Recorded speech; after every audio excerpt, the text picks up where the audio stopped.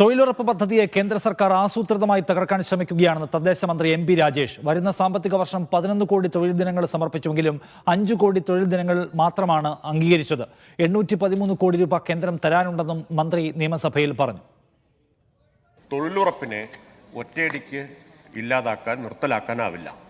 ആസൂത്രിതമായിട്ട് അതിനെ അനാകർഷകമാക്കി മാറ്റുക എന്നതാണ് കേന്ദ്ര സർക്കാർ സ്വീകരിക്കുന്ന ഒരു സമീപനം.